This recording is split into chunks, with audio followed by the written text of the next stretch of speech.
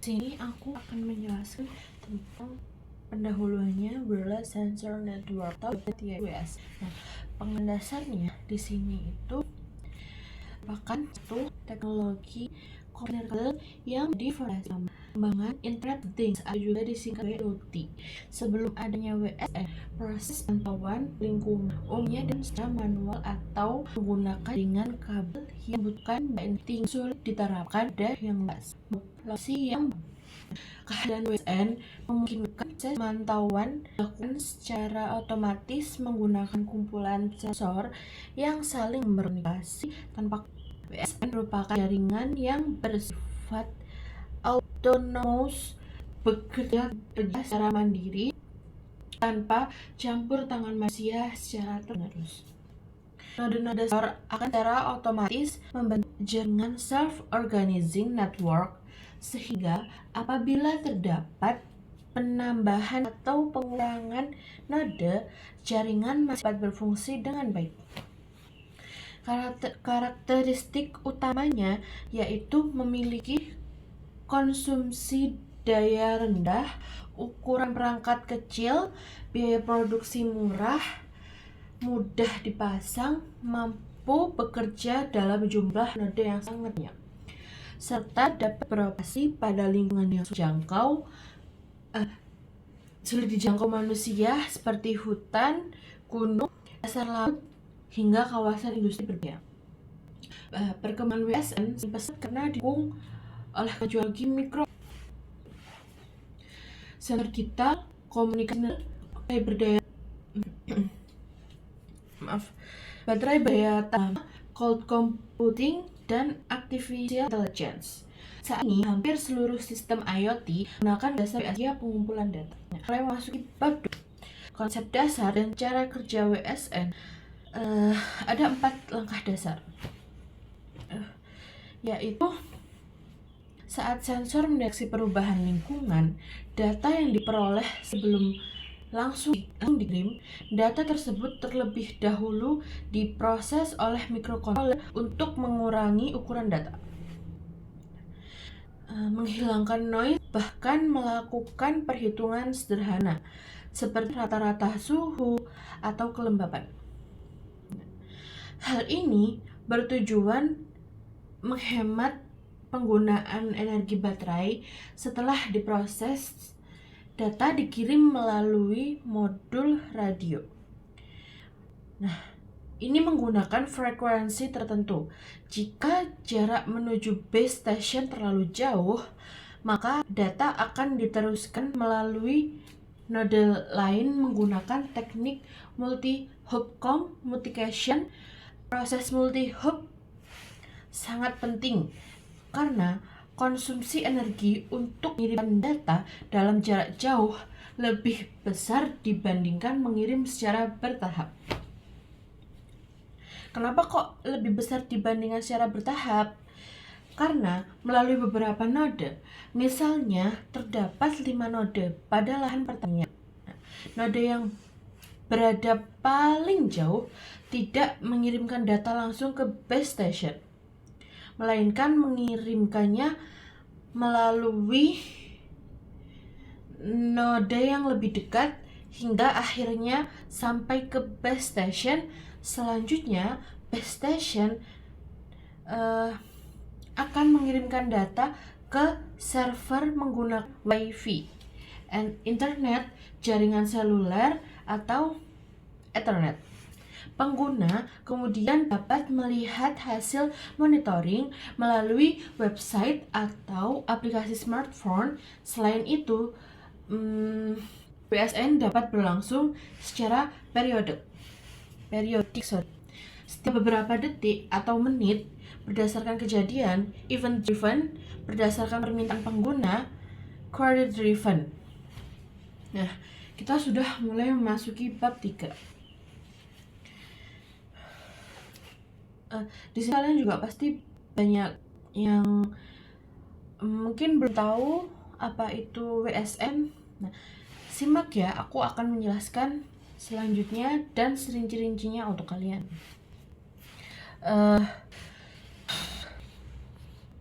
Di sini aku akan jelaskan bab 3. Bab 3 apa sih? Memasuki arsitektur. Nah, di sini kita mulai masuki bab 3 itu apa ya kira-kira? Di sini bab 3 itu penjelasan tentang ralat. Bab 3 ini berisikan tentang arsitektur wireless sensor network dan komponennya. Arsitektur wireless sensor network merupakan susunan atau struktur yang menjelaskan bagaimana sebuah jaringan sensor network dibangun serta bagaimana komponennya saling berinteraksi. Nah, untuk menjaganya, proses pantauan lingkungan pada dasarnya sebuah jaringan WSN terdiri atas banyak sensor yang tersebar di suatu wilayah. Kemudian seluruh node tersebut saling berkomunikasi untuk mengirimkan informasi menuju base station atau sink node. Nah, setelah data diterima oleh base station, data tersebut akan diteruskan ke server cloud atau aplikasi sehingga dapat dipantau oleh pengguna secara real time. Arsitektur WSN dirancang agar mampu bekerja secara otomatis, hemat energi, dan tetap beroperasi meskipun beberapa node mengalami keadaan. Nah, oleh karena itu, setiap sensor node memiliki beberapa komponen utama yang bekerja secara terpadu. Kita mulai memasuki bab materi 3.1 sensi unit penginderaan. Sensi unit merupakan bagian utama yang bertugas mendeteksi kondisi fisik atau lingkungan di sekitar. Tanpa sensor, node tidak mampu memperoleh informasi dari lingkungan sehingga tidak dapat menjalankan fungsinya. Selanjutnya perubahan fisik seperti suhu, cahaya, tekanan, kelembapan, atau getaran menjadi sinyal listrik. Namun, sinyal yang dihasilkan masih sinyal analog karena diperlukan IC analog to digital converter agar sinyal analog tersebut diubah menjadi data digital yang dapat diproses oleh microcontroller. Contohnya, sensor suhu H22 mendeteksi suhu ruangan sebesar 30 derajat akan mengubah suhu tersebut menjadi data digital. Kemudian mengirimkannya ke microcontroller untuk diproses beberapa. Contoh sensor yang sering digunakan pada WSN antara lain sensor suhu LM35, DHT11, DHT12, sensor kelembapan tanah soil moisture sensor, sensor cahaya LDR-BH1750, sensor tekanan udara BMP80, sensor gas MG2, MG135, serta sensor serikatan accelerometer. Karakteristik penting sebuah sensor meliputi akurasi, presisi, sensitivitas, resolusi, rentang pengukuran, dan respons. Kita masuki bab 3.2 Processing Unit. Proses merupakan pusat pengendalian dari sebuah sensor node.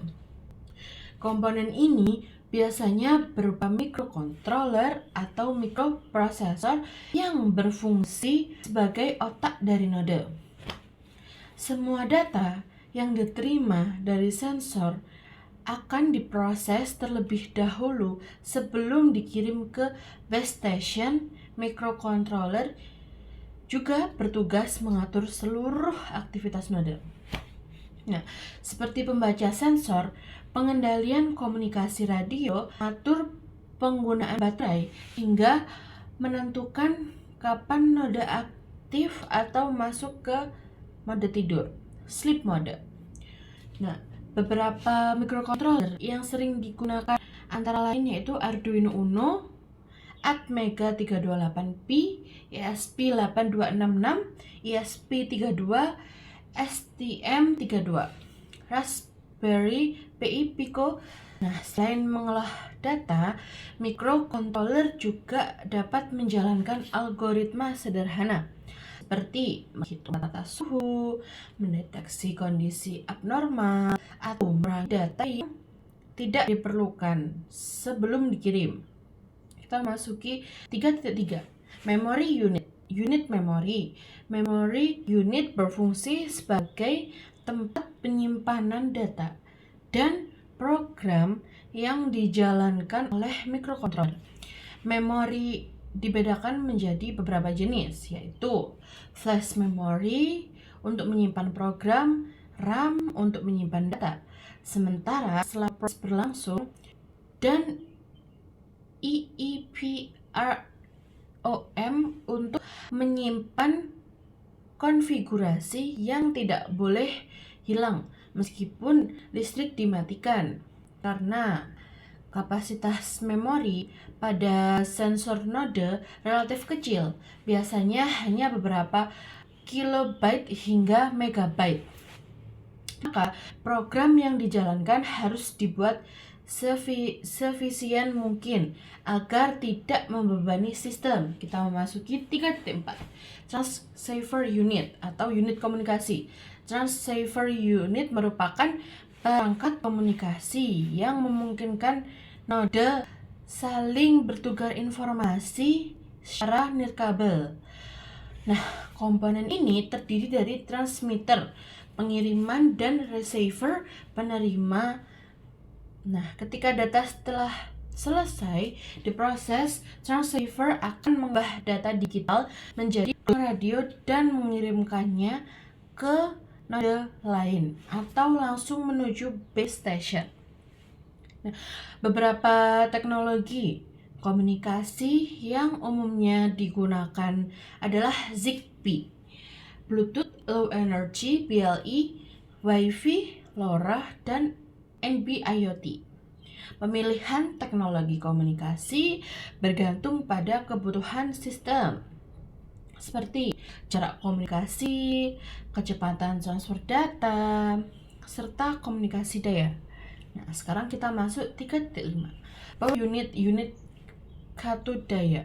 Power unit merupakan energi bagi seluruh komponen sensor node.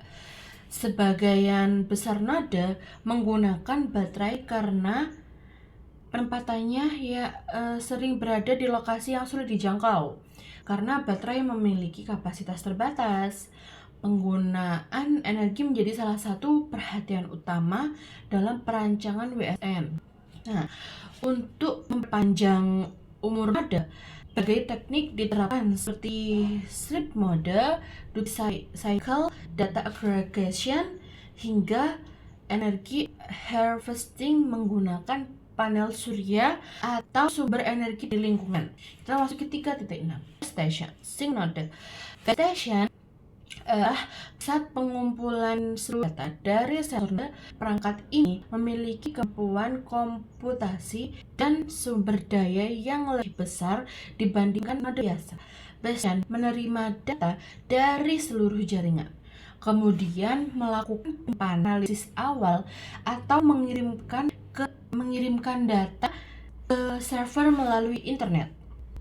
Pada sistem IoT, base station biasanya dihubungkan dengan cloud sehingga pengguna dapat memantau kondisi lingkungan melalui smartphone atau komputer.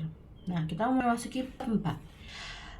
Jenis sensor dan node pada wireless sensor network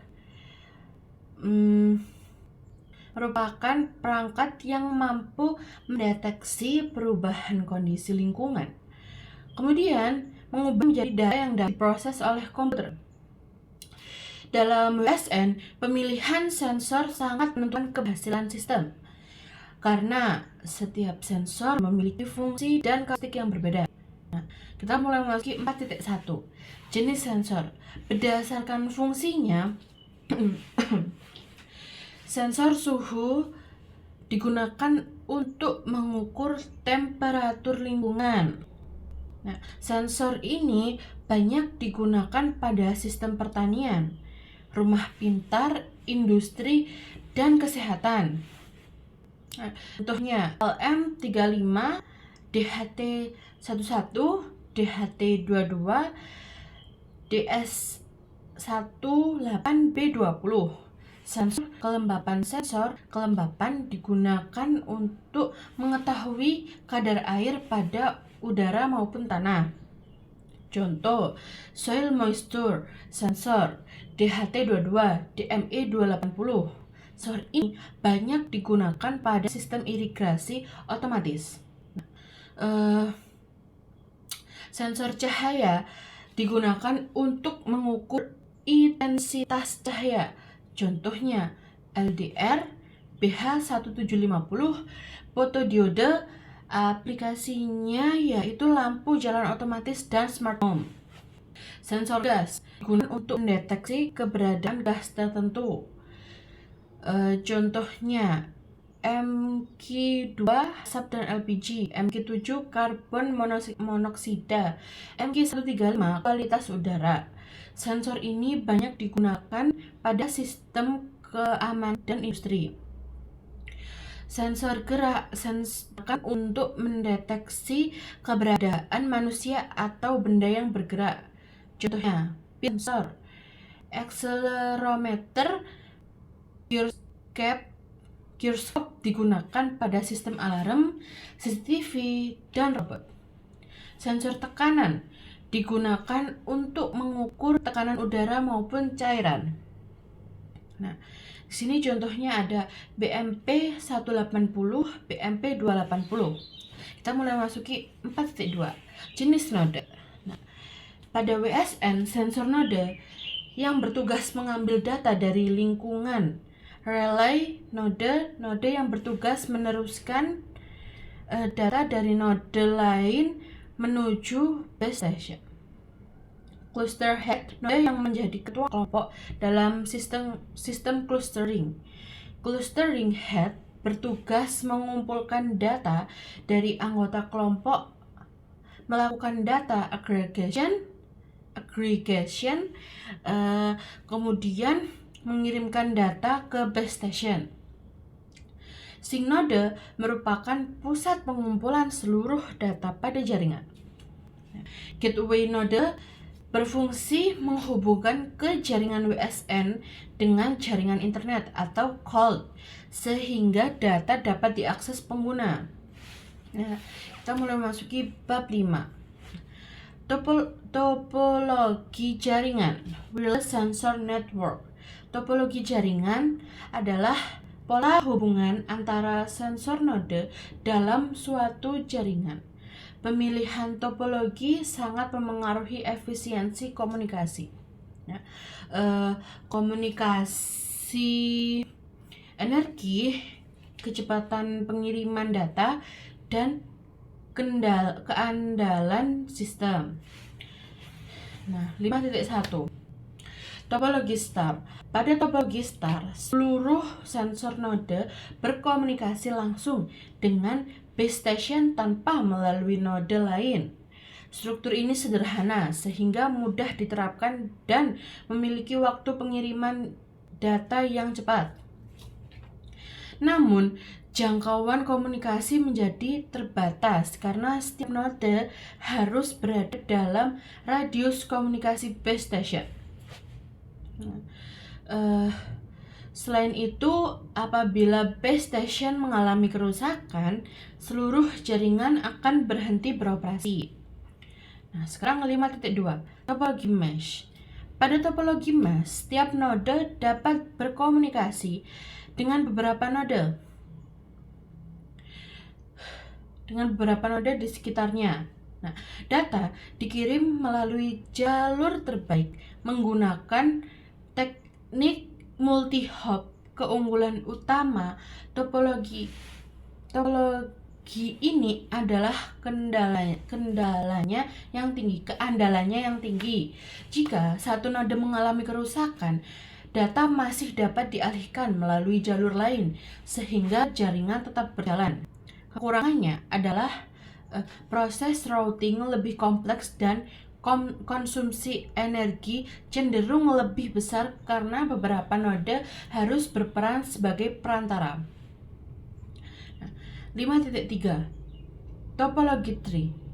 Topologi tree memiliki struktur bertingkat menyerupai pohon node ke dalam beberapa cabang yang terhubung melalui node induk sebelum mencapai base station.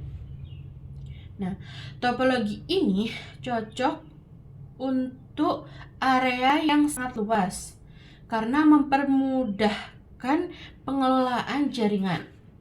Namun, jika node induk mengalami gangguan, seluruh cabang di bawahnya dapat kehilangan koneksi. 5.4 Topologi hybrid.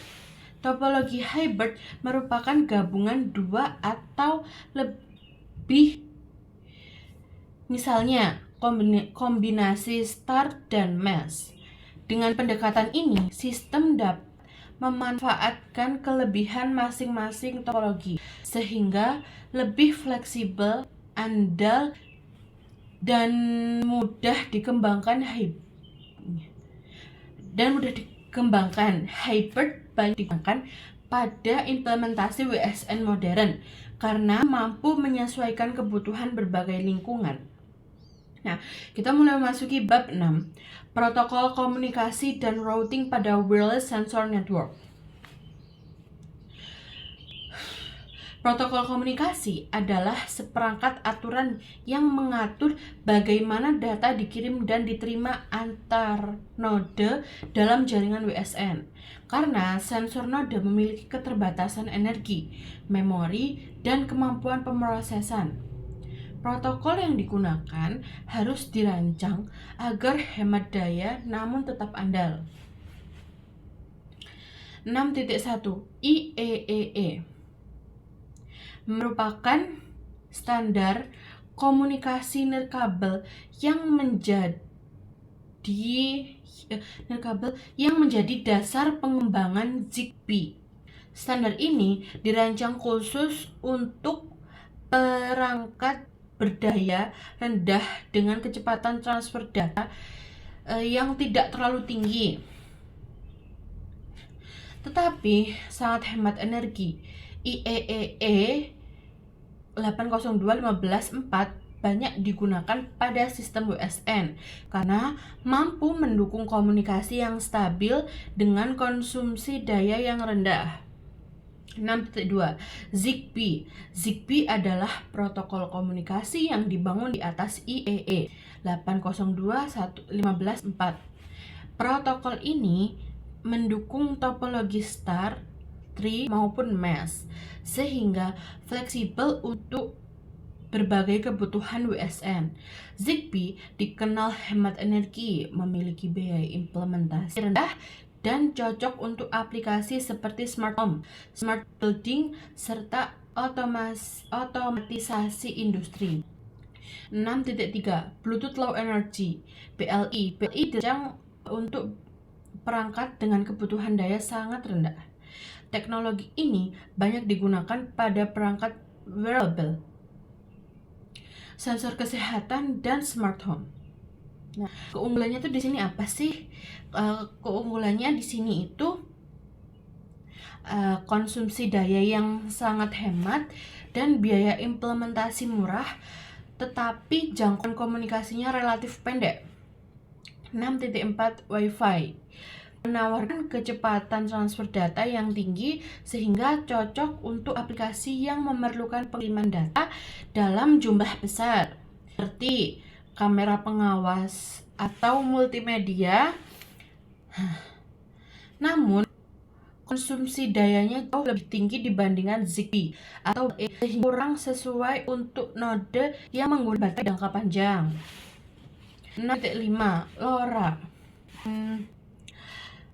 LoRa itu long range, merupakan teknologi komunikasi yang mampu menjangkau jarak hingga beberapa kilometer dengan konsumsi daya yang rendah.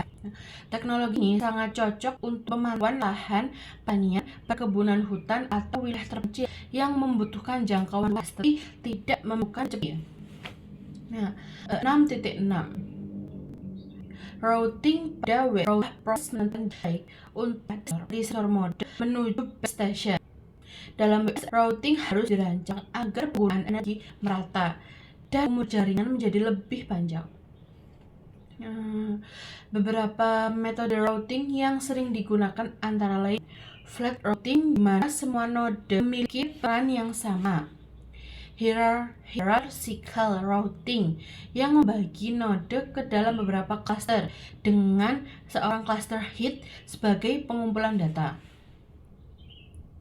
Location based routing yang menentukan jalur berdasarkan posisi geografis.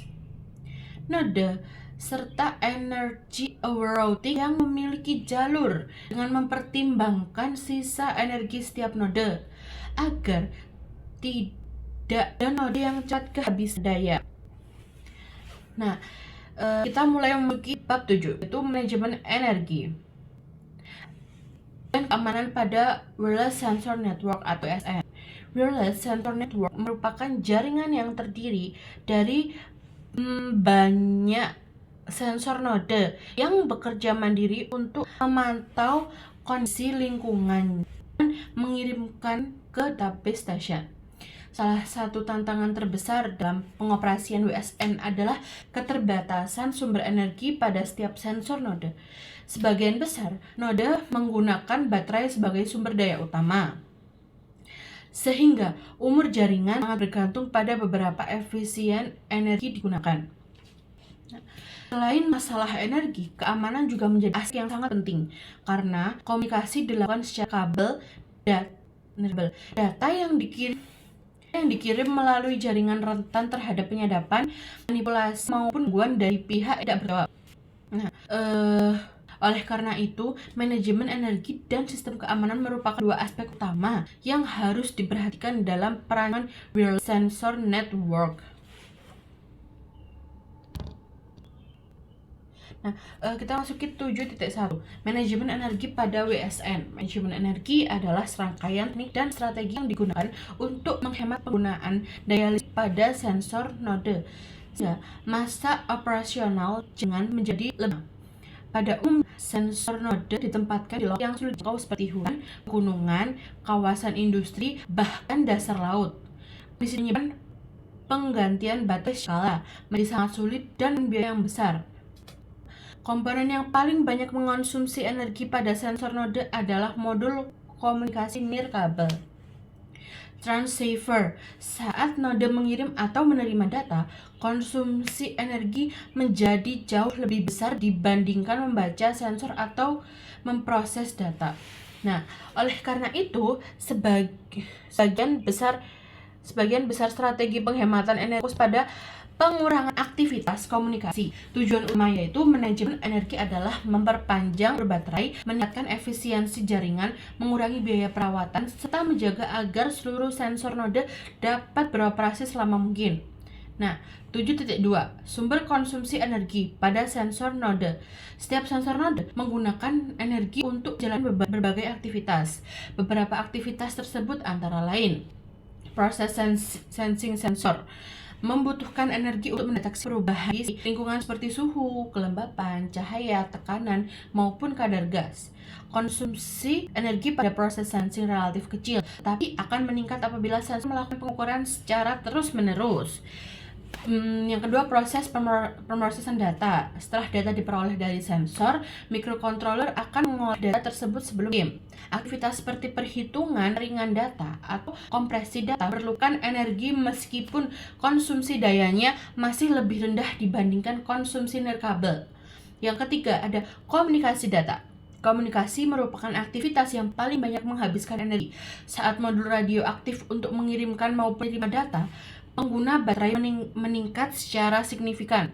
Bahkan mengirimkan satu paket data dapat menghabiskan energi yang jauh lebih besar dibandingkan melakukan ribuan instruksi pemrosesan data. Nah, yang keempat ada ID mode. Walaupun node tidak sedang mengirimkan data, modul radio yang tetap aktif akan terus mengonsumsi energi. Oleh karena itu, node sebaiknya tidak dibiarkan berada pada kondisi ID terlalu lama. Nah, di sini kita akan memasuki bab 8. Nah, bab 8 ini kita ada di manajemen energi dan keamanan. Merupakan dua aspek yang sangat penting dalam wireless sensor network. Pengelolaan energi yang baik memungkinkan sensor node bekerja lebih lama dengan konsumsi daya yang efisien melalui teknik mode duty cycle, data aggregation, adaptive sampling, dan energi harvesting. Di sisi lain, penerapan sistem keamanan seperti enkripsi, autentikasi, dan lightweight cryptography diperlukan untuk melindungi data dari berbagai ancaman seperti eavesdropping, jamming, sinkhole attack, dan denial of service.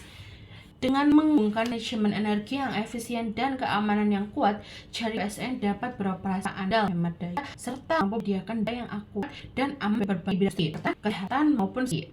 Nah, manajemen ini cukup panjang. Karena menjadi masalah utama sebagai besar mode ditempatkan pada lokasi yang dijangkau, sehingga baterai tidak mungkin diganti setiap saat. Segi penghematan, sleep mode, duty cycle, data compression, adaptive sampling, power control, energy harvesting. Kita masuk ke bab 9, keamanan WSN. Passive attack, penyadapan, active attack, dan black hole. Solusinya adalah enkripsi AES, autentikasi, kriptografi ringan, terus secure routing, detection. Nah, kita mulai masuki bab 10, implementasi WSN. Contoh implementasi smart home, lampu otomatis, alarm kebakaran, sensor pintu, sensor asap, smart home, kelembapan tanah, penyiraman otomatis, monitoring suhu tanaman, smart city, smart parking, smart lighting, monitoring banjir, monitoring kualitas udara, terus smart hospital, mesin deteksi, dan kebocoran gas prediktif. Nah, di sini kita akan memasuki bab 11, yaitu kelebihan dan kekurangan WSN.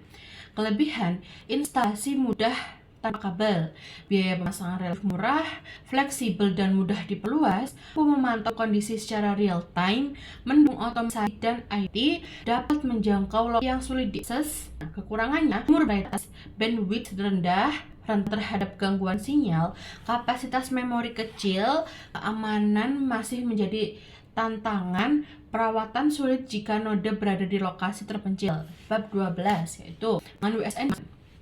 Nah, perkembangan WSN di masa depan itu semakin erat dengan teknologi modern seperti artificial intelligence (AI) untuk analisis data langsung di node, computing agar pemrosesan tidak selalu bergantung pada cloud, jaringan 5G and 6G untuk memasuki lebih cepat dan rendah. Tiny machine learning mampu bukan dari robot drone dan kendaraan otonom wilayah yang luas. Sekian penjelasan dari saya. Terima kasih. Wassalamualaikum warahmatullahi wabarakatuh.